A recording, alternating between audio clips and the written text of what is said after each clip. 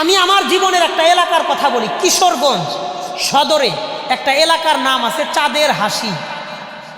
এলাকার নাম চাঁদের হাসি। গত 2 বছর আগে আমি ওই এলাকায় এক প্রোগ্রামে গিয়েছিলাম, যুব সমাজের মাহফিল। ওরা আমাকে বলল, হুজুর আমগো এলাকায় একটা বিশেষত্ব আছে।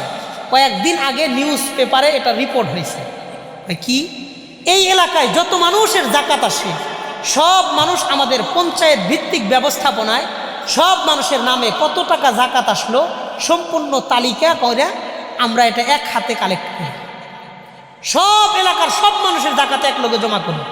এরপরে আমরা তালিকা কালেকশন করি, কে কে জাকাতের পাওয়ার উপযুক্ত তাদের আত্মীয় স্বজন সহ সবাই তালিকা দেও।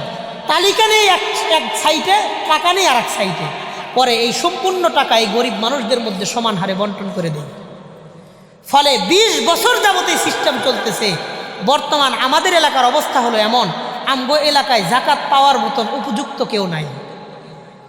এখন আমরা আশপাশের ইউনিয়নে এই জাকাতের টাকাগুলো দিই, কারণ যে গরিব ছিল আরে 2টা ছাগল কিনে দিছি, যে আরও কাজের উপযুক্ত ছিল তারে একটা সেলাই মেশিন কিনে দিছি, একজনকে একটা অটো কিনে দিছি, একজনকে কিছু ঋণ দিয়ে ব্যবসা বাণিজ্য ধরাই দিছি, ঝালমুড়ির দোকান দিয়ে দিছি, আনারসের রস বিক্রি করার, জ্ঞানদারির জুস বিক্রি করার দোকান দিয়ে দিছি।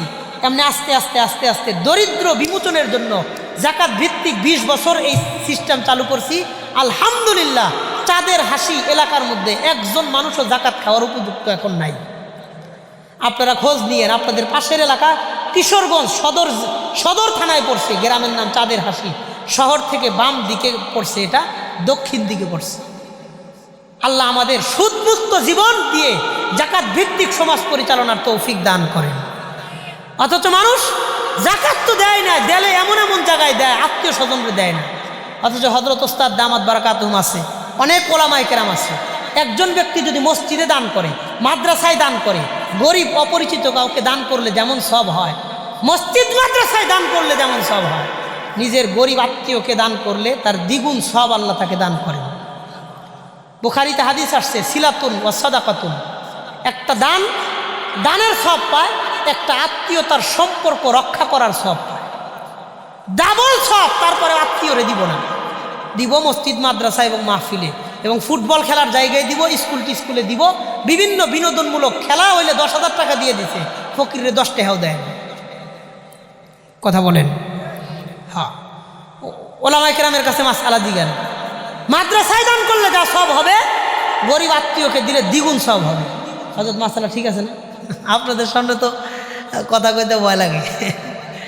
আমার একদম শ্রদ্ধাভাজন ব্যক্তিত্ব, যাকে আমি আমার ওস্তাদ মনে করি সবসময়, মুফতি উবাইদুল্লাহ দামাত বারাকাতুহু, সেই ছাত্র জামানা থেকে হযরতের পরামর্শে আমি চলি।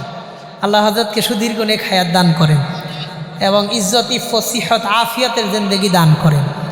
তো সুদ বড় মারাত্মক। কতটা মারাত্মক চলেন এই ব্যাপারে কয়েকটা উদাহরণ শুনি, কয়েকটা কথা শুনি। সুদ মানুষের কত বড় ক্ষতি করে এই ব্যাপারে আমি আপনাদেরকে 12টা কথা বলবো।